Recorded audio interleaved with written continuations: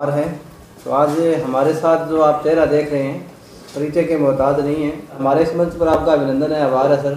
Thank you, नमस्कार। Sir Bhadra की बात करें, मुख्य रूप से क्या क्या चुनौतियां थी उस समय की बात करें तो? भादरा में 2003 का जो चुनाव था वो सही मायने में चुनाव नहीं था, एक क्रांति थी। मतलब 2003 तक क्या होता था कि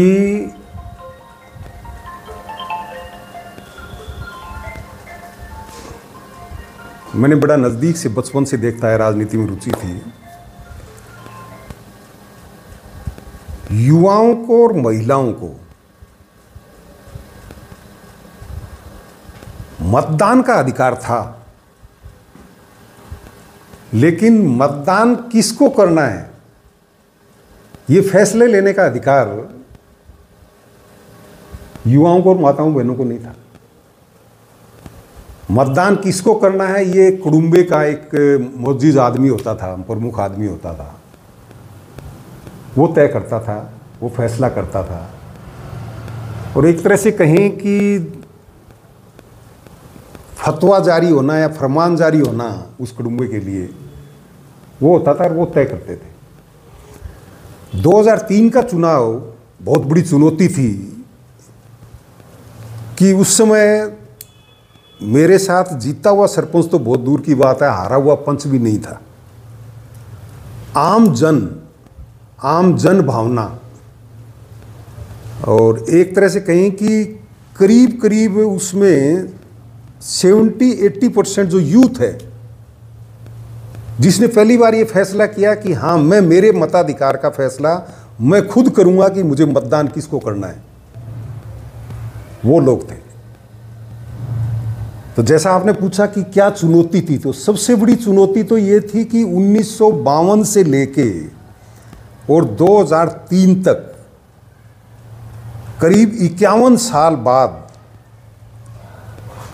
भादरा में एक क्रांति आई और उस क्रांति में महिलाओं ने, माताओं बहनों ने और नौजवानों ने अपना फैसला खुद लिया कि हमें मतदान किसको करना है। और 2003 तक करीब 3 या 4 परिवारों की एक तरह से सल्तनत होती थी भादरा में, चाहे वो बेनीवाल परिवार हो, चाहे ज्ञान सिंह जी का परिवार हो, चाहे हरदत्त सिंह जी का परिवार हो, चाहे लालचंद जी डूडी का परिवार हो, शुरू में हंसराज जी का। तो उन लोगों की एक तरह से ये माना जाता था कि ये राजनीति या एमएलए का चुनाव लड़ना एक इन्हीं परिवारों का है। आम परिवार में पैदा हुआ कोई व्यक्ति एक विधायक का चुनाव लड़ने की सोच नहीं सकता था। विधायक बनना तो बहुत दूर की बात थी। ये उस चुनाव में ये जो एक स्थापित मत था उसको जुठला दिया भादरा की जनता ने कि नहीं, ये जो स्थापित परिवार हैं इनके अलावा आम परिवार में पैदा हुआ कोई भी बंदा जो जनता के हक और हुकूक की लड़ाई लड़ेगा, जो जनता के बीच में रहेगा, जो जनता के सुख दुख में शामिल होगा, वो भी एमएलए बन सकता है। दूसरा उसमें चुनौती थी कि 2003 के चुनाव से पहले चाहे हंसराज जी एमएलए रहे हों, हरदत्त सिंह जी रहे हों, चौधरी दयाराम जी रहे हों, चौधरी ज्ञान सिंह जी रहे हों, चौधरी लालचंद जी रहे हों, संजीव बेनीवाल जी रहे हों, तो उसमें गांव का 1 या 2 प्रमुख व्यक्ति ऐसा होता था जो एमएलए से संपर्क रखता था। आम मतदाता एमएलए तक पहुंच नहीं होती थी। और मेरे सामने उसमें चुनौती ये थी कि क्योंकि मैंने ये कहा था कि आप मेरे से सीधा संपर्क रखना, आप वोट मुझे दे रहे हो, किसी को बीच में नहीं लाना। तो उस पूरे 5 साल में कभी भी मैं बंद कमरे में बैठ के किसी से मुलाकात नहीं की। मैंने खुले में बैठा रहता था, दरबार लगता था, यहाँ पे आम जनता आती थी, सबकी सुनाई होती थी। और कभी भी मैंने ये नहीं देखा कि कोई काम आ गया, जरूरतमंद व्यक्ति, वंचित, उपेक्षित, पीड़ित, तो मैंने ये नहीं देखा कि इसका वोट किसको दिया हुआ है। मैंने उसकी समस्या देखी, उसके चेहरे की तरफ देखा कि ये पीड़ित है, उपेक्षित है, वंचित है, जरूरतमंद है। तो भले ही चाहे वोट नहीं दिया हो, वोट किसी को दिया हो उसने, मैंने उसकी मदद की, उसके काम किए। तो ये इस तरह की चुनौतियां थी जिसका सामना मैंने बेखूबी किया। और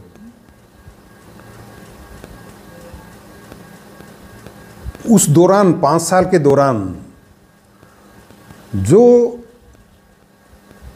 एक एक दो दो तीन तीन व्यक्ति हर गांव में होते थे जो एमएलए के संपर्क में रहते थे, आम जनता संपर्क में नहीं रहती थी, तो जो एक एक दो दो तीन तीन व्यक्ति थे उनकी नाराजगी भी मैंने झेली, उसका दुष्प्रचार भी मैंने झेला, क्योंकि उनकी पार नहीं पड़ी मेरे यहाँ। क्योंकि जनता जब सीधा संपर्क एमएलए से करने लग गई तो बीच वाले की तो आवश्यकता ही नहीं थी, बीच वाले उपेक्षित हो गए। उनका थाने तहसील में जो दलाली का काम था वो बंद हो गया। तो मैंने उन लोगों की नाराजगी भी झेली, उन लोगों का दुष्प्रचार भी झेला। तो सर आपकी पृष्ठभूमि जो है एक साधारण आदमी के रूप में, चिकित्सक के रूप में रही है, लेकिन राजनीति पीछे चुनने का आपका क्या उद्देश्य रहा था? मेरी शुरू से राजनीति में रुचि थी। हालांकि मेरे परिवार में कभी कोई पंच का चुनाव भी नहीं लड़ा, शुरू से राजनीति में रुचि थी। चिकित्सा से आप डायरेक्ट जो है विधायक तक पहुंचे? मैं मेडिकल कॉलेज का प्रेसिडेंट भी था। तो छात्र जीवन से ही मेरे मतलब मन में थी ये। फोर्ट स्कूल बन गए, लेकिन एक बार इच्छा मतलब राजनीति में आने की तब भी हुई थी। इसमें यह था कि इसमें बहुत बड़े पैमाने पर लोगों को मदद की जा सकती है। उसमें तो मतलब एक बीमार व्यक्ति आपके पास आएगा शारीरिक रूप से, आप उसका इलाज कर सकते हो। इसमें चिकित्सकीय पेशे के साथ साथ समाज के प्रभावशाली तबके से पीड़ित, समाज के प्रभावशाली तबके से वंचित, उसकी दया दृष्टि से वंचित, उसकी दया दृष्टि से उपेक्षित और जरूरतमंद व्यक्ति एक बड़े पैमाने पे मतलब लोगों की मदद की जा सकती है। इसलिए मैंने ये चिकित्सा के पेशे के साथ साथ ही पेशा था। 29 गांव ऐसे थे 2003 में जब मुझे विधानसभा में जाने का मौका मिला, जनता ने मुझे विधायक चुना। 29 गांव ऐसे थे भादरा विधानसभा क्षेत्र के जो सड़कों से जुड़े हुए नहीं थे। और 2008 में आते आते ये स्थिति हो गई कि एक ढाणी भी हमने ऐसी नहीं छोड़ी जो सड़क से जुड़ी हुई नहीं थी, जो राजसव गांव था। अदरवाइज 2003 में 29 राजसव गांव ऐसे थे जो सड़कों से जुड़े हुए नहीं थे। आज़ादी के बाद से लेकर 2003-04 तक शेरडा पंचायत हरियाणा से पानी लाके पेयजल की आपूर्ति करती थी। 2003 में ये स्थिति थी 3 तक कि ब्रानी गांव का मुंदड़िया, अलायला, शोराटाडा, मालकस, भाडी, ये जो गांव है ये बाएं बनड़ा से पानी लाते थे या टैंकरों से पानी भादरा से भिजवाया जाता था। और 2008 आते आते ये स्थिति हो गई कि बाएं बनड़ा वाले अलायला, शोराटाडा से पानी ले जाते थे। ये जो सड़कों की स्थिति थी, भादरा हिसार रोड और भादरा आदमपुर रोड बहुत जर्जर हालत में थी।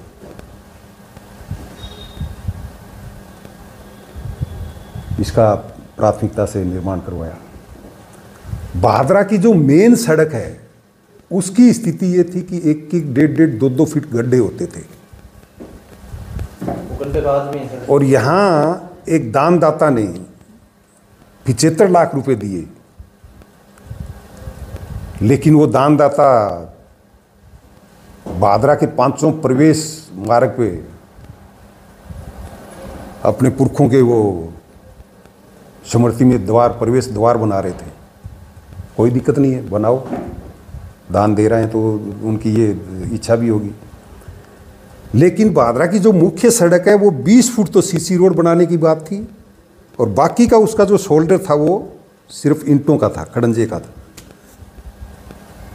ये भादरा की मुख्य सड़क का निर्माण उस समय करवाया, उस समय की करवाई हुई 2006 की करवाई हुई सड़क अब तक उसके रिपेयरिंग नहीं हुई है।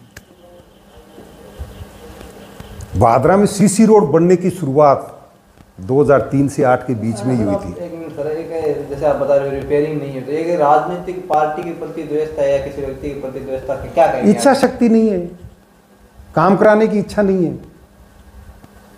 इसके लिए काम कराने के लिए जुनून चाहिए। उस समय सिद्धमुख नहर सिंचाई परियोजना में यह स्थिति थी कि एक भी पक्के खाले का निर्माण नहीं हुआ था, एक भी पक्के खाले का। 194 करोड़ रुपए 2004 में एक मुश्त उस समय मैंने मुख्यमंत्री से मंजूर कराए थे 2004 में पक्के खाड़े नाले निर्माण के लिए। और इतने बड़े पैमाने पे पक्के खाड़े नालों का निर्माण उस समय हुआ जो आज तक भादरा में नहीं हुआ, जो आज तक नौर में नहीं हुआ। सिद्धमुख सिंचाई परियोजना में पानी उतना ही आता था जितना अब आता है, उसके बावजूद हमने टेल तक फीड किया था क्योंकि हमारा प्रबंधन इतना शानदार था। बाराबंदी अब तक लागू नहीं है इसमें सिद्धमुख नहर सिंचाई परियोजना में, लेकिन हमने भाईचारे की बाराबंदी लागू करके पर्चियां बंटवाई थी काश्तकारों को। इतने बज के इतने मिनट से लेके इतने बजकर इतने मिनट तक आपकी बारी है, उसके बाद फलां काश्तकार की बारी है। उसके बाद आज तक वो भाईचारे की बाराबंदी लागू नहीं हुई। तो सर जिस प्रकार से भादरा क्षेत्र में सिंचाई की समस्या लगातार बनी हुई है, लेकिन अगर कोई नहर प्रबंधन परियोजना की बात करें या नहर प्रबंधन कोई योजना, आपने ऐसी कोई योजना जो आपने पेश की हो भादरा को लेकर के, भादरा के लोगों को लेकर के, भादरा किसानों को लेकर के सरकार के समक्ष उस समय आपके दौर में? मैं बता रहा हूँ ना, हमने भाईचारे की बाराबंदी लागू कर दी थी। अच्छा। और कोई दिक्कत नहीं थी, सबको बराबर मात्रा में, पर्याप्त मात्रा में पानी मिलता था। कनाऊ से आगे जाके नौर के जो गांव हैं वहां तक हमने टेल को फीड किया था।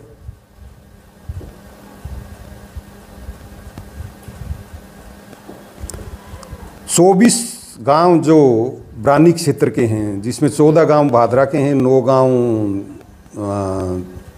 नौहर के हैं और 2 गांव, 25 गांव हैं, ये 2 गांव तारानगर के हैं। कालवास और रांगेड़ी तारानगर के हैं। भादरा के 14 हैं, जिसमें एक गैर आबाद है कीकरा वाली, जो कुंजी के पास है। उस समय 14 गांव। ये जो डीपीआर की बात कर रहे हैं, डीपीआर डिटेल प्रोजेक्ट रिपोर्ट, उस समय लगातार मांग करते करते 2008 में विधानसभा में उस समय के सिंचाई मंत्री माननीय सांवरमल जाट जी ने, मैंने कहा था इस चीज़ की कम से कम ये तो पता करवा लो कि ये एरिया सिंचित हो सकता है या नहीं। अच्छा। इसकी संभावना रिपोर्ट तो बनवा दो। तब उस समय एक एक्शन थे कुलदीप बिश्नोई जी, उन्होंने वो डिटेल प्रोजेक्ट रिपोर्ट बनाई थी। उन्होंने वो संभावना रिपोर्ट जो फिजिबिलिटी रिपोर्ट है, ये अच्छा कहा आप, वो अंतिम समय बिल्कुल 2008 मार्च की, उसमें उन्होंने जो रिपोर्ट बनाई उसमें ये साफ साफ शब्दों में लिखा हुआ था कि ये जो 24-25 गांव हैं, 2 दर्जन के करीब गांव हैं, इनको बिल्कुल सिंचित किया जा सकता है, लेकिन सिद्धमुख सिंचाई परियोजना से सिंचित नहीं हो सकता ये एरिया। ये चौधरी कुंभाराम आर्य लिफ्ट कैनाल जो नॉर्थ साइड से इंदिरा गांधी नहर से आती है, उससे सिंचित किया जा सकता है। इसमें इतना क्यूसेक पानी की आवश्यकता होगी, इसमें इतना करोड़ रुपया चाहिएगा। इन गांवों को सिंचाई करने के लिए, इन गांवों की इतना हेक्टेयर भूमि को सिंचित करने के लिए इतने क्यूसेक पानी की आवश्यकता होगी। नहर निर्माण में या नहर रिमॉडलिंग में इतना खर्च लगेगा, डिग्गी निर्माण में इतना खर्च लगेगा और फुहारा सिस्टम में इतना खर्च लगेगा। एक एक जो विस्तृत जो कार्य योजना है वो अब तक मेरे पास, अभी मेरे पास पड़ी है वो रिपोर्ट। उसके बाद में इस चीज़ को किसी ने छेड़ा ही नहीं। तो ये पीछे जो पिछला कार्यकाल था, जो 2023 आते आते जो आधारशिला रखवाई थी, जयपुर में भी रखवाई थी या मुंदड़िया बड़ा में भी रखी थी, ढोल नगाड़े भी बजाए थे, गुलाल भी छिड़के थे। वो तो एकदम सरासर धोखा था भादरा की जनता के साथ भी। किसी आप बुद्धिजीवी आदमी हो, किसी भी चीज़ का शिलान्यास करने का मतलब क्या होता है कि वो चीज़ मंजूर हो चुकी है। बिल्कुल बिल्कुल। और उसके बाद में उसकी शिलान्यास कर दिया, अब ये काम चालू हो जाएगा। आज तक एक ईंट भी लगी है तो बता दो, आज तक एक पैसा अलॉट हुआ है तो बता दो, आज तक उनके कार्यकाल की एक भी प्रोजेक्ट, डिटेल प्रोजेक्ट रिपोर्ट जो DPR कहते हैं, वो सार्वजनिक करके बता दो। नहीं, मैं बताता हूँ कि हमारे टाइम में क्या हुआ था। लिए तो ये लगभग कितने करोड़ रुपए का प्रोजेक्ट था, अगर पैसों की बात करें? सरकार के लिए उतना पैसा कोई मायना नहीं रखता। उस समय ये था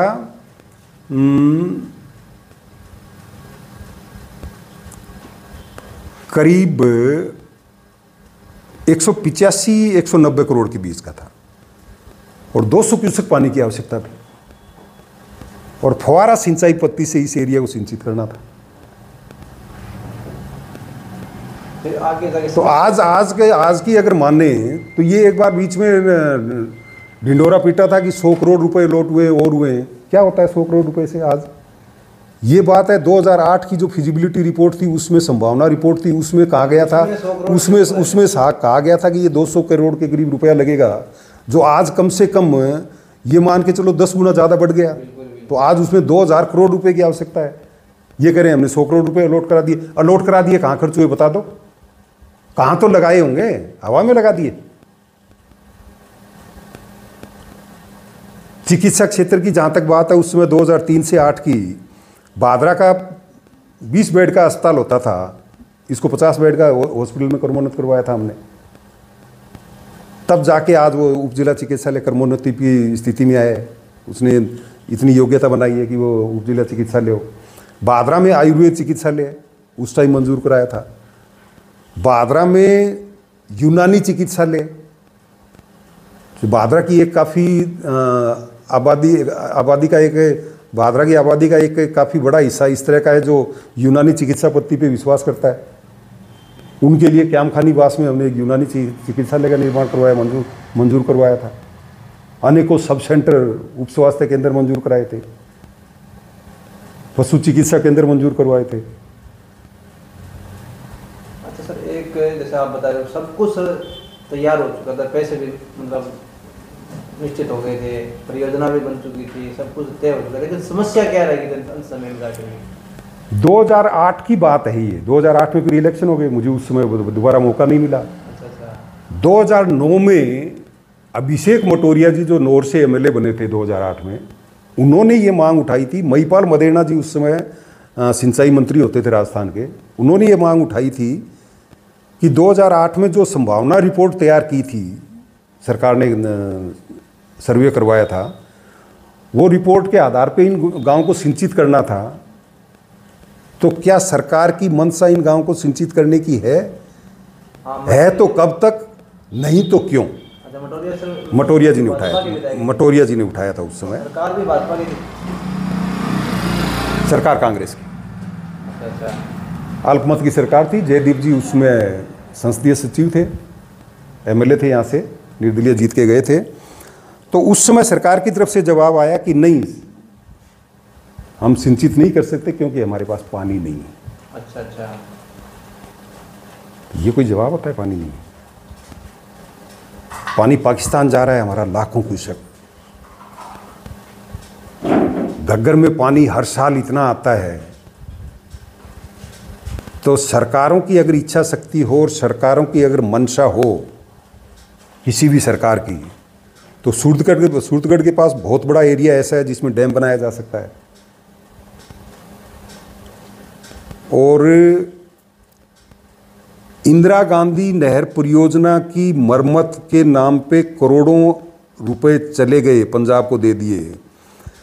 और उन करोड़ों रुपए के लगने के बाद में इंदिरा गांधी नहर की क्षमता भी काफ़ी बढ़ गई। हमें तो 200 क्यूसेक ही पानी चाहिए। चौधरी कुंभाराम आर्य लिफ्ट कैनाल इंदिरा गांधी नहर से ही तो आती है।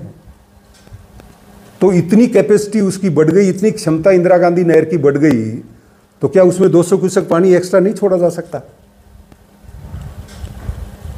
उस रिपोर्ट में कुलदीप बिश्नोई जी जो एक्शन होते थे, उन्होंने भी ये कहा था कि ये जो बीच का एरिया जो सैंडविच बन गया, चौधरी कुंभाराम आर्य लिफ्ट कैनाल, इंदिरा गांधी नहर का जो हिस्सा है, जो सिद्धमुख नोर सिंचाई परियोजना है, ये हिस्सा एक तरह से सैंडविच बन गया और इस क्षेत्र को सिंचाई से वंचित रहने का सबसे बड़ा कारण ये रहा है कि बनौर और भादरा में मजबूत राजनीतिक नेतृत्व का अभाव रहा है। ये उसमें कमेंट है अच्छा। उस रिपोर्ट के अंदर। जबकि उसी रिपोर्ट में ये है कि ये जो एरिया 24-25 गांव का है, इन गांव की भूमि चौधरी कुंभाराम आर्य लिफ्ट कैनाल के अंदर जो भूमि आती है, उससे उत्पादक क्षमता इस भूमि की कहीं ज़्यादा है।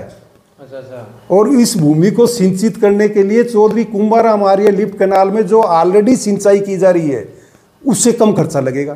अच्छा। ये भी उस रिपोर्ट में।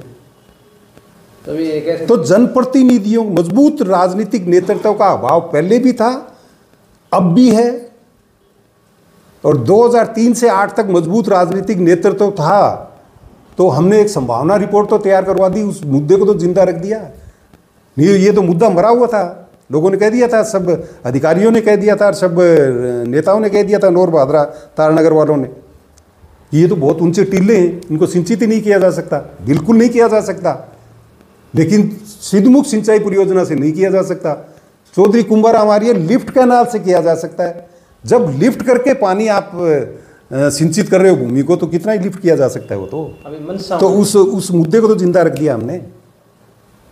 जुनून पैदा करना पड़ता है काम के लिए। बिल्कुल। सर, शिक्षा की बात करें, शिक्षा किसी भी परिवार के लिए, समाज के लिए, देश के लिए महत्वपूर्ण कड़ी होती है। और राजनीति में भी अगर आप अच्छे शिक्षित हैं, पढ़े लिखे हैं, तो आप पदों पर जा सकते हैं। शिक्षा के क्षेत्र में आपने क्या महत्वपूर्ण कार्य किए? भादरा की बात, शिक्षा के क्षेत्र में कोई पंचायत हमने ऐसी नहीं छोड़ी जिसमें सेकेंडरी स्कूल नहीं हो, कोई पंचायत। और 2003 तक कम से कम 2 दर्जन से अधिक पंचायत ऐसी थी जिसमें सेकेंडरी स्कूल नहीं था। हमने हर पंचायत में सेकेंडरी स्कूल करवा दिया था। तो सर, गड्डी छानी पंचायत मेरी खुद की, कणाऊ पंचायत, मुंदड़िया बड़ा पंचायत, कुंजी पंचायत, बोजला पंचायत, जनाना पंचायत, इधर डोबी पंचायत, इधर आगे मोटसरा पंचायत, इधर आगे भाडी पंचायत, इधर आगे चलो गदरा पंचायत, इधर आगे चलें तो रामगढ़िया पंचायत, इधर आगे चलें तो न्यांगल पंचायत। मतलब इस तरह की 2 दर्जन से अधिक पंचायतें थी। मेरे टिप्स पे याद है, आज भी 20 साल की बात होगी। और 3 दर्जन से अधिक राजीव गांधी प्राथमिक स्कूल होते थे, राजीव गांधी पाठशालाएं, प्राथमिक नहीं, राजीव गांधी पाठशालाएं। उन राजीव गांधी पाठशालाओं को बंद करने की नौबत आ गई थी। तो हमने उसका रास्ता ये निकाला कि इन राजीव गांधी पाठशालाओं का परिवर्तन करके, कर्मोन्नत करके इनको प्राथमिक विद्यालय बना दिया जाए। अच्छा। तो वो 3 दर्जन से अधिक इस तरह के जो राजीव गांधी पाठशालाएं थी जो बंद करने के कगार पे आ गई थी, उनको हमने प्राथमिक विद्यालय में कर्मोन्नत करवा दिया, तो पाठशालाएं चलने लग गई। सर, आप चिकित्सा के क्षेत्र से आप जुड़े रहे हैं, एक डॉक्टर भी हैं। अगर चिकित्सा की बात करें तो भादरा में आपके समय चिकित्सा या स्वास्थ्य को लेकर क्या मुद्दा था, और विशेष रूप से क्या आपने ऐसा काम किया भी स्वास्थ्य के क्षेत्र में मेरा भादरा तो बेहतरीन बने? 2003 में ये स्थिति थी 3 तक कि भादरा के सरकारी अस्पताल में बिस्तरों पे रोगी कम होते थे, और माफ करना, कुत्ते ज़्यादा सोते थे। मैंने खुद मेरी आंखों से देखा था। और 2008 आते आते ये स्थिति हो गई भादरा सरकारी अस्पताल की कि मैं सुबह खुद जाके 5 बजे राउंड लेता था जब भी भादरा में होता था। और बिस्तरों की तो बात छोड़ो, बिस्तर तो 100% ऑक्यूपाइड थे मरीजों से। बिस्तरों के साइड में जो मरीज के जो रिलेशन है, मरीज के जो रिश्तेदार हैं, मरीज के जो अटेंडेंट हैं, उनके बैठने के लिए जो टेबल होती थी, उनके ऊपर हमें मरीजों को भर्ती करना पड़ता था। भादरा सरकारी अस्पताल की ये स्थिति हो गई थी। एक सक्षम व्यक्ति है वो तो कहीं जाके इलाज करा सकता है, आपका हिसार भी जा सकता है, सिरसा भी जा सकता है, अग्रवाल जा सकता है। हाँ, एक जो जरूरतमंद है, जो उपेक्षित है, जो वंचित है, जो आर्थिक रूप से सक्षम तबका है, असक्षम तबका है, वो तो सरकारी अस्पताल में इलाज कराएगा। बादरा के सरकारी अस्पताल में एक भी चिकित्सक का पद खाली नहीं था। और अभी मैंने आपको बताया ना, यूनानी चिकित्सालय और आयुर्वेद चिकित्सालय भी यहाँ पे मंजूर करवाए थे। बादरा में कोई भी स्वास्थ्य विभाग का पद खाली नहीं छोड़ा था हमने, किसी भी पीएससी, सीएससी और सब सेंटर पे। अच्छा सर, स्थानीय लोगों की समस्याओं को लेकर के उनको सुविधाओं सहूलियत देने के लिए आवास की बात करें या पेंशन की बात करें, ऐसी कोई योजना जो आपने स्थानीय लोगों को उपलब्ध करवाई हो? उस समय पेंशन की मांग की थी, पेंशन उसके बाद में शुरू हुई, उस समय तो नहीं हुई। मांग जरूर की थी हमने उस समय पेंशन की। आवास, इंदिरा गांधी आवास योजना पहले से ही चल रही थी। उस समय कुछ से ऐसे, एक गांव तो ऐसा था बादरा तहसील का जिसका गांव जाने का रास्ता ही नहीं था। अच्छा। बीड़ बादरा, रास्ता ही नहीं था, गांव का रास्ता, राजसव गांव का रास्ता नहीं था। एक दिन सुबह सुबह 50-60 लोग आ गए बीड़ बादरा के, जब 2003 से 8 तक अपना कार्यकाल था विधायक का। तो मैंने कहा सुबह सुबह इतने क्या बात होगी? कैसा गांव को रास्ता ही को नहीं, जगह खेत मांगी रास्तो बने बटे बीट का गिर दिया, मत कौन टिप्पण दी। तो रास्ता बंद हो गया। विधानसभा में मैंने मांग उठाई, वो रास्ता चालू करवाया। पहले कृषक साथी योजना जो अब भी है कि खेती का काम करते हुए किसी काश्तकार की मृत्यु हो जाए, बिजली गिर गई, पेड़ की छंगाई कर रहा है, पेड़ से गिर गया, खेत में जाते वक्त कोई दुर्घटना हो गई, तो उसमें कृषक साथी योजना में उसको 1,50,000 रुपये की आर्थिक सहायता होती थी उस परिवार की। लेकिन कोई तूफान आ गया और पेड़ का सहारा लेके कोई काश्तकार खड़ा है या बैठ गया, उसके ऊपर पेड़ गिर गया, तो वो उस कृषक साथी योजना में शामिल नहीं था। अच्छा, ये भी कंडीशन थी। हाँ, तो सुरतपुरा का एक कमला थी और गंगानगर के कालिया, पता नहीं कौन से गांव की भी एक कमला थी। उन दोनों की मृत्यु इस तरह से हुई थी कि तूफान आ रहा था और वो पेड़ के तने के मतलब आड़ लेकर वो बैठी थी और उसके ऊपर पेड़ गिर गया। दोनों की एक स्थिति थी। तो वो भी विधानसभा में हमने मांग करके इसका नया नियम बनवाया कि इसको भी कृषक साथी योजना में लो। अच्छा। तो बहुत सी ऐसी चीज़ें थी। लेकिन उस समय सबसे बड़ा दुर्भाग्य का क्या कहें, सोशल मीडिया नहीं था। बिल्कुल बिल्कुल। नहीं तो मैं 4 बार, तो जो विधानसभा का एक रिकॉर्ड होता है कि जो एमएलए सबसे बढ़िया तरीके से अपनी बात रखता है, सबसे बढ़िया बोलता है, तो उस दिन तय होता है कि सदन के सितारा। मैं 4 बार तो सदन के सितारे के रूप में सम्मानित हुआ हूँ। अच्छा। इतने मसले उठाता था मैं, और पूरी तैयारी करके, पूरे सब्जेक्ट पे पकड़ करके। वहाँ वैसे ही हल्ला करने से कुछ नहीं होता। आप सब्जेक्ट के ऊपर स्टडी करके इतना मटेरियल मिलता है, जितना हम एमबीबीएस करते हैं उसमें नहीं पढ़ना पड़ता, उससे ज़्यादा इसमें पढ़ना पड़ता है। उस सब्जेक्ट की पकड़ के, सब्जेक्ट की डीप में गहराई तक जाके अगर तैयारी करके आप विधानसभा में बोलोगे, तो जो प्रशासनिक अमला है राजस्थान का, जो सचिवालय से पूरा प्रदेश चलाता है, वो आपकी बात को मानने के लिए मजबूर हो जाता है। तो मेरा कोई काम नहीं अटकता था। तो बादरा में सेम की समस्या काफ़ी गांव में आज भी बनी हुई है, तो आपके समय में इस प्रकार की कोई चुनौती थी? कुछ नहीं थी, कहीं भी नहीं थी, एक सिंगल जगह भी नहीं थी। तो ये आज कैसे आगे सर ये समस्या? ये तो पानी मतलब चलता रहता है, सेम आगे चलती रहती है। पहले जहाँ सेम होती थी इस साइड में, सिरसा साइड में, वो वहाँ से आगे निकल गई। जहाँ पहले होती थी वहाँ उस जगह खेती हो रही है। अब हमारे बिरान गांव है, जो आदमपुर से लगता हुआ है, हरियाणा से लगता हुआ, उसमें ये समस्या आ रही है। तो ये चलती रहती है, आगे चलती रहती है। तो आपके समय की कोई महत्वपूर्ण उपलब्धि जिसे अच्छा आप मानते हो, सबसे महत्वपूर्ण उपलब्धि जो आप? जनता की जागरूकता, नौजवानों की जागरूकता, महिलाओं की जागरूकता, और जो कुछ परिवारों की सल्तनत होती थी उसको आम जनता ने, आम नौजवान ने एक चुनौती के रूप में लेकर उस सल्तनत को ही बदल दिया था। ये बहुत बड़ी उपलब्धि थी। नहीं तो आम आदमी तो चुनाव, मैं बता रहा था ना, चुनाव लड़ना, एमएलए बनने की तो सोचना बहुत दूर की बात है। तो एमएलए का चुनाव लड़ने की नहीं सोचता था। मेरा पीएमटी का रिजल्ट आया उस दिन मैं भैंस चराने गया हुआ था। अच्छा। मैं शिक्षा की वजह से यहाँ तक पहुँचा हूँ, आगे तक आया हूँ। अच्छा सर, आपके कार्यकाल के बाद संजीव जी बेनीवाल विधायक रह चुके हैं, जयदीप जी, संजीव जी, कॉमरेड विधायक रह चुके हैं।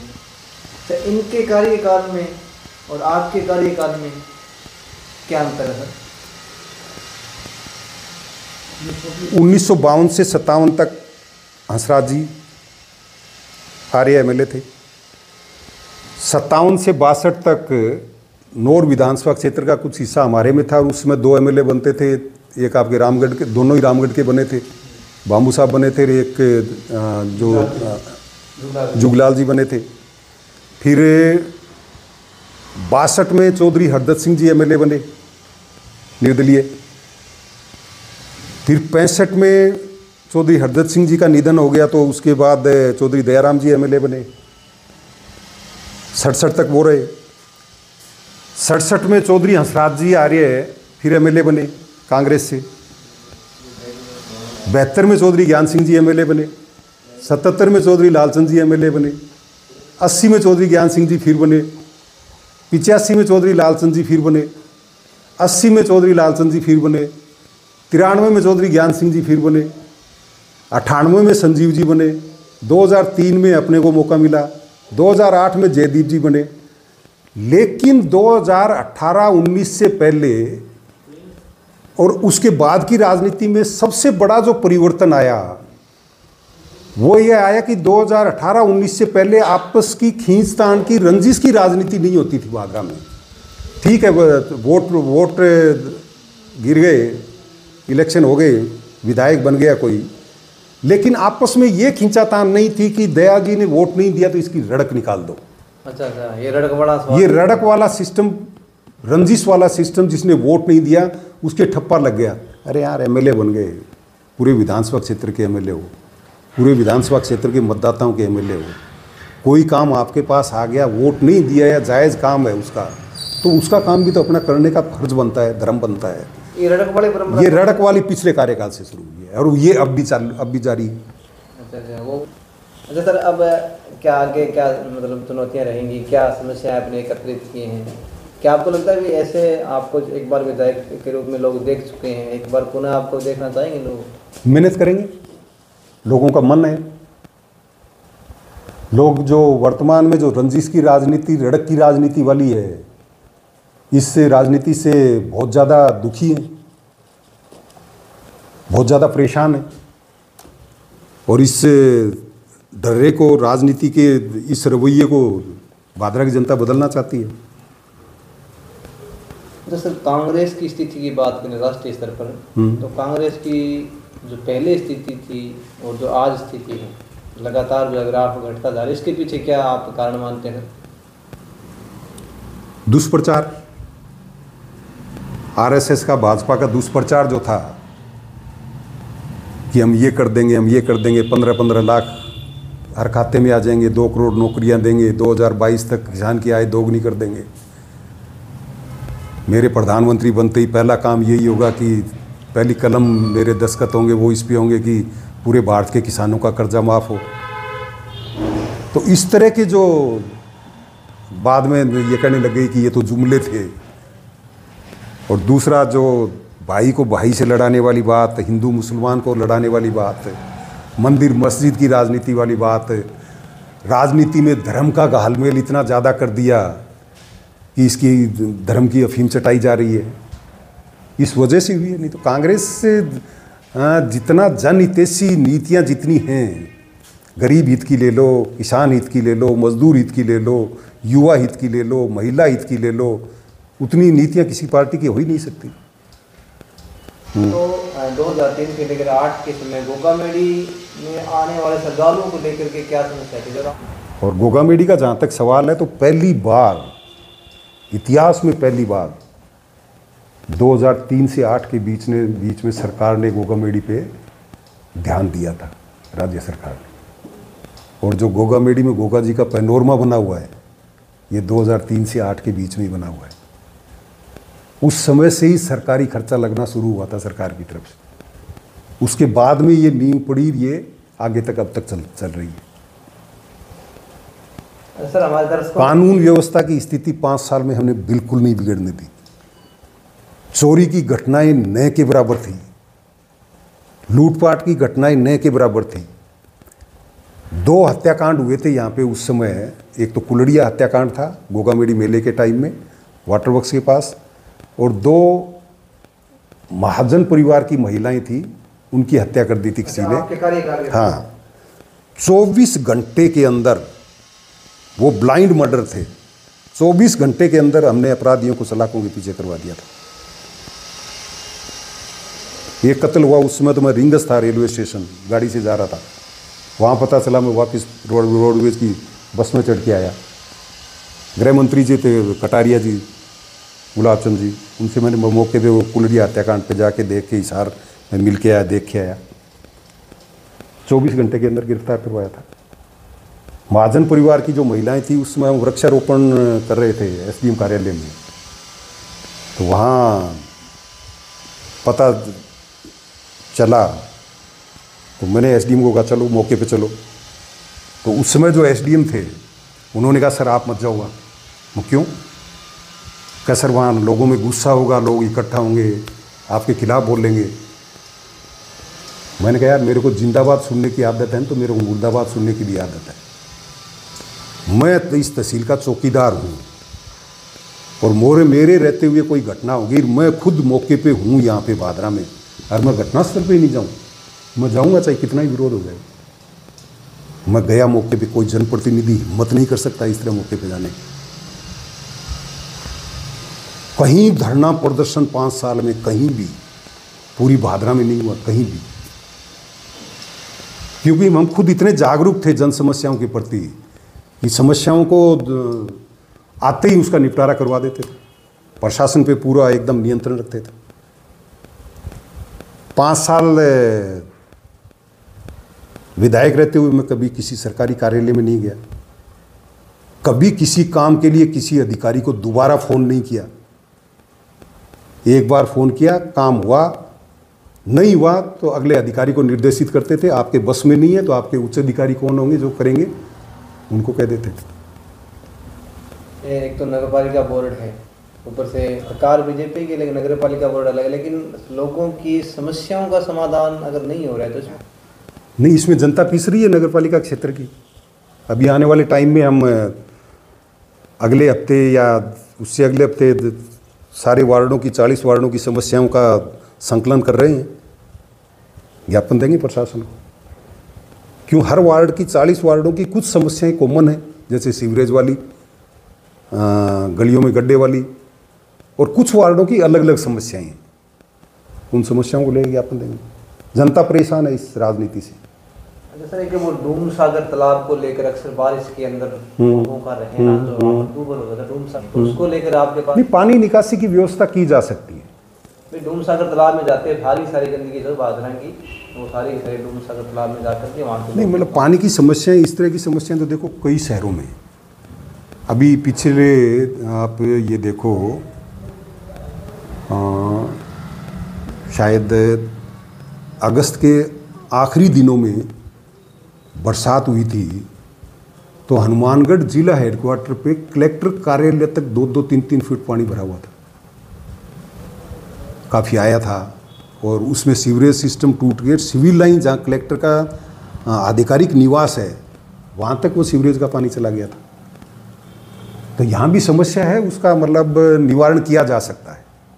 तो सर अभी पीछे एक मुद्दा गरमाया था उप जिला चिकित्सालय का, ये बादरा के अंदर बने या बादरा के बाहर बने, और बादरा के बाहर बने तो ऐसी जगह बने तो भविष्य में और भी कोई प्रयोजन या बन सके, ऐसी कुछ बातें निकल कर आई, तो उसके ऊपर आपका कोई सुझाव या कोई? मेरा ये मानना है, मैंने उस समय भी ये बात उठाई थी, फिर ये मामला न्यायालय में चला गया, अभी भी न्यायालय के विचाराधीन है। मेरा ये मानना था कि चूंकि नॉर्म्स के हिसाब से करीब 28,000 वर्ग मीटर जमीन चाहिए, वो होती है करीब 12.5 बीघा जमीन। तो वर्तमान जगह 12.5 बीघा जमीन नहीं है। वर्तमान जो CSC जो उप जिला चिकित्सालय में क्रमोन्नत हुई, वहाँ जगह नहीं है, तो उस जगह को मल्टी स्टोरी बनाया जा सकता है। SMS भी तो 4-4, 5-5 मंजिला बना हुआ है, जो राजस्थान का क्या उत्तरी भारत का सबसे बड़ा अस्पताल है, तो इस CSC को क्या बनाया नहीं जा सकता? फिर अगर वर्तमान से कहीं स्थानांतरित करना है तो कम से कम ऐसी जगह करो कि आगे भविष्य में 2007 में ये 20 बेड से 50 बेड का बना, और 2007 से लेके 24-23 तक आते आते ये उप जिला चिकित्सालय बना। तो 16 साल में जब 50 बेड के हॉस्पिटल की स्थिति ये हो गई कि जनता की जनसंख्या बढ़ने से ये हो गई कि वो उप जिला चिकित्सालय में क्रमोन्नत करने की नौबत आई, तो आने वाले 20 साल में ये जिला चिकित्सालय क्रमोन्नत करने की नौबत नहीं आ जाएगी, जनसंख्या बढ़ेगी। जिला चिकित्सालय में क्रमोन्नत करेंगे तब जगह कहाँ होगी फिर आगे? दूसरी चीज, आने वाले टाइम में जब मेरा 1984 में MBBS में सिलेक्शन हुआ था, उसमें राजस्थान में 5 मेडिकल कॉलेज थे। आज राजस्थान में हर जिले में मेडिकल कॉलेज है। तो आने वाले टाइम में क्या उपखंड मुख्यालयों पे मेडिकल कॉलेज की मांग नहीं आएगी? हमारे से 120 किलोमीटर दूर हनुमानगढ़ मेडिकल कॉलेज है, हमारे से 120 किलोमीटर दूर चूरू में मेडिकल कॉलेज है, तो कल को यहाँ मेडिकल कॉलेज की जरूरत नहीं पड़ सकती। उस समय मेडिकल कॉलेज के लिए हमें सैकड़ों बीघा जमीन चाहिएगी, वो कहाँ से आएगी? यहाँ जिला कलेक्टर ने, हनुमानगढ़ ने भादरा सावा रोड पे 12.5 बीघा जमीन उप जिला चिकित्सालय के लिए अलॉट कर दी थी, आवंटन कर दिया था, आदेश हो गए थे। फिर इसको भादरा हिसार रोड पे ले जाने की क्या जरूरत आ गई थी? दूसरा, मान लो वहां जगह है तो वो भी 12.5 दानदाता ने दी। मैं दानदाताओं का धन्यवाद करता हूं कि उन्होंने सरकारी अस्पताल के लिए, जिला चिकित्सालय के लिए, उप जिला चिकित्सालय के लिए जगह दी, भूमि दान दी। लेकिन वो भूमि भी तो 6.5, 7, 8 बीघा ही है, वो भी तो 12.5 बीघा नहीं है जो नॉर्म्स के हिसाब से चाहिए। फिर आने वाले टाइम में नर्सिंग कॉलेज है, फार्मेसी कॉलेज है, मेडिकल कॉलेज है, जिला चिकित्सालय है, उसके लिए जो सैकड़ों बीघा भूमि चाहिएगी, वो भादरा पटवा रोड पे कहाँ मिल जाएगी? भादरा बाड़सुंद रोड पे कहाँ मिल जाएगी? फिर जो भादरा में सरकारी चिकित्सा सुविधाओं का लाभ है, उसकी 80% जो लाभान्वित जनता है वो भादरा तारानगर रोड, भादरा राजगढ़ रोड और भादरा नौर रोड की जनता है। भादरा गांधी रोड की जो जनता है वो तो सिरसा जाके इलाज कराती है। भादरा आदमपुर रोड की जो जनता है वो अग्रवा मोड़ जाके, अग्रवा मेडिकल कॉलेज में जाके इलाज कराती है। भादरा बालसमंद रोड के गांव की जनता है वो हिसार जाके इलाज कराती है। तो 80% जनता जहां लाभान्वित हो रही हो, उनको तो वो भादरा सावा रोड वाला या वर्तमान जो जगह है उसी जगह ज़्यादा लाभ होगा। वो पहले तो बस स्टैंड यहाँ आएंगे, भादरा तारानगर रोड वाले, भादरा राजगढ़ रोड वाले, भादरा नौर रोड वाले, फिर वो जाएंगे पटवा रोड पे, फिर जांच कराने, फिर यहाँ आएंगे, जांच करा के फिर दवाई लिखाने, फिर वहाँ भादरा पटवा रोड पे जाएंगे। तो वो मतलब चक्करगंदी बन गया। इससे बढ़िया तो वो फिर किसी प्राइवेट अस्पताल में जाके इलाज करा लेगा ना। तो किसान भवन को लेकर के आपके क्या कहेंगे सर? सीधा सीधा कब्जा है ये, 10 करोड़ की जगह है ये।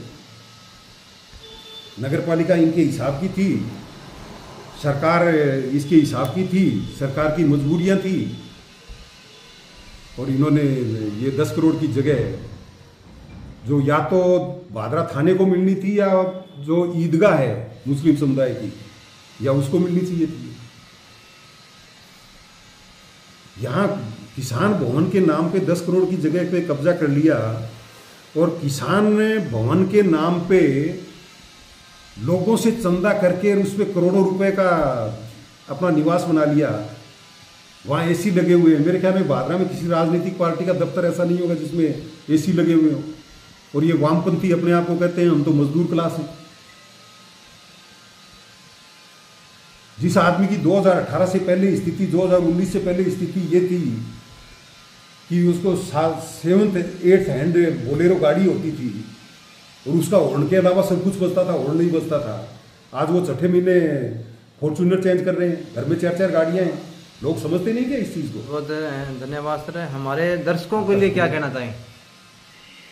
दर्शकों के लिए मेरा संदेश यही है कि एक पूरी तरह से जागरूक रहें, सामाजिक बुराइयों से दूर रहें और जो नौजवान पीढ़ी बड़ी भयावह स्थिति है, खास तौर से जो हरियाणा से एडजॉइनिंग एरिया हमारा भादरा विधानसभा क्षेत्र का सेरडा पंचायत से लेकर आगे नेठाना पंचायत, बरवाड़ी पंचायत तक है, और भादरा कस्बे की स्थिति कि पहले लोग बच्ची का रिश्ता करते वक्त ये पूछते थे कि लड़का नौकरी करता है कि नहीं करता। हाँ, बिल्कुल। अब लड़की का रिश्ता करने से पहले ये पूछते हैं कि लड़का नशा तो नहीं करता है क्या। मैं सवाल पूछने तो ये इतनी भयावह स्थिति है भादरा में चिट्टे की। और ये व्यवस्था, ये अव्यवस्था कब से है? 2019 के बाद से। कारण सर? नमस्कार। कारण तो यहाँ जो भी जनप्रतिनिधि रहे हैं उस दौरान उनकी कमी है या उनकी मिलीभगत है। अब वो बड़े बड़े दावे करते हैं कि हमने भादरा के बाहर ट्रैफिक वालों को नहीं लगने दिया। तो ट्रैफिक वाले लग जाएं तो वो मोटरसाइकिलों को पकड़ेंगे ना, 2 नंबर का काम करने वालों को पकड़ेंगे ना। उनको तो इसलिए नहीं लगने दिया कि आराम से चिट्टा बेचो और खुले फिरो घूमो। एक पटवा की हमारी वर्द माता थी यहाँ पे शोपराबास में, उनके पैर काट लिए थे शायद वो कड़िया वगैरह चोरी करने के लिए। उनका अब तक पता नहीं चला। हमारे कार्यकाल के बाद में एक कृष्णा जोगी हत्याकांड हुआ था, उनका आज तक पता नहीं चला। तो ये जो 2 नंबर के काम जो हुए ना, ये 2019 के बाद में हुए हैं। ये सारे लोग वही हैं जो इनके समर्थक हैं और ये बात करते हैं कि हमने तो ट्रैफिक नहीं लगने दी, ट्रैफिक वालों को हफ्ता वसूली नहीं करने दी, ये नहीं करने दी। सबसे ज़्यादा चोरियां हुई हैं इस कार्यकाल में, पिछले कार्यकाल में और इस 2 सालों में। सरेआम दुकानों पे सरेआम हुई है, जो सीसीटीवी फुटेज में सामने आई है ये चीज़। ये कौन करते हैं? ज़्यादातर वो चिटोरिये ही हैं, ज़्यादातर वो नशेड़ी हैं। और इस स्थिति को नहीं सुधारा, मेरा संदेश यही है अभिभावकों से भी हाथ जोड़ के और नौजवानों से भी, कि आने वाले टाइम में कई परिवारों का वंश खत्म हो जाएगा। क्यों आजकल 1-1, 2-2 बच्चे, 1-1 बच्चा ही मान के चलो। 1-1 बच्चा है, पढ़ लिया, नौकरी लगा नहीं, इस लाइन में चला गया, इस लाइन में चला गया, शादी हुई नहीं, उस आदमी का तो वंश खत्म हो गया कि नहीं हो गया? तो ये तो वंश खत्म करने वाली राजनीति हो रही है पिछले 6-7 साल से, और अब भी वही जारी है। चलिए सर, बहुत बहुत शुक्रिया, धन्यवाद आपका। आपका शुक्रिया। आपने महत्वपूर्ण समय दिया।